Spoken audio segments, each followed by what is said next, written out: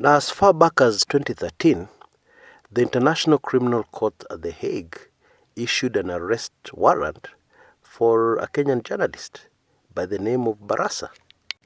Now, since then, this journalist has been fighting the extradition orders, which, you cannot go into a country and just snatch a witness. Yeah, there's a process. You have to extradite them, from their home country into the other country where they're going to face trial. Okay. Now, of course, if I can just remind you, Barasa is accused with interfering with ICC witnesses against DP William Ruto. Apparently, there are multiple cases of his interference, but the one which was captured for the sake of charging him, or for the purposes of charging him, was a case where he actually approached a certain witness. Now, of course, the witnesses of ICC are secret, but he approached this witness and offered them 1.4 million Kenya shillings, to step down and abandon his role as a prosecution witness against the DP. Now, journalists are not known to be rich people, okay, but it has not been lost on Kenyans that Bwana Barasa, even when he appeared in court, was very flashy, way too flashy for a journalist. Now, fascinatingly, there are stories that he's now broke, that he doesn't have any money. And there are some people associating this, his not having money, to his very sudden change of heart. He now wants to appear before the ICC, allegedly to clear his name. Now, in my view, this is a very deadly development for DP William Ruto, because the first question that comes to mind is, how exactly is he going to clear his name? Okay. Now, ordinarily, if you go to court and you want to clear your name, one of the ways of clearing your name is to point accusing fingers at somebody else. Indeed, this is a favorite strategy of top defense lawyers the world over. When you're defending especially a murder suspect, okay, and there seems to be a lot of evidence against them, one of the ways of getting away scot-free, is to be able to convincingly paint a picture of another culprit. You give convincing evidence of another suspect who could have actually committed the murder. Now, with the ICC case, this is one of the possible strategies that Bwana Barasa could use. Now, let's just look at the facts without pointing fingers at anybody. But what Barasa did helped DP William Ruto, escape conviction at the International Criminal Courts. And so, obviously, he was working with somebody who was supporting William Ruto.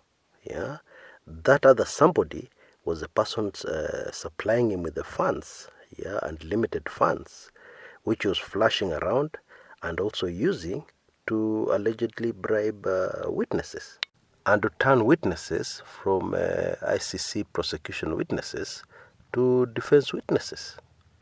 Therefore, one can imagine that it will be very difficult for him to be able to successfully defend himself without naming names, especially the sources of his financing, of his funds, and the identity of his handler, because definitely there's somebody who's handling him, giving him the instructions, because obviously Bwana Barasa would not have been in a position to know the identity of those ICC witnesses unless he was privy to some very confidential information.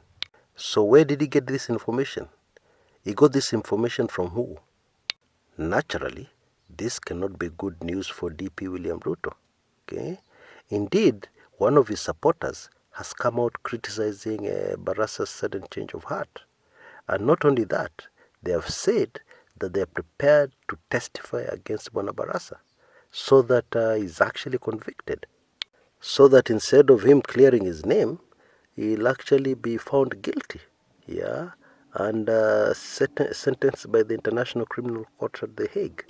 Now, this person ready to testify against Bwana Barasa has some very interesting things to say. He says that even he was involved in the ICC cases and he has moved on, and that actually what Barasa should do is should move on, find employment, find something else that will generate financing for him.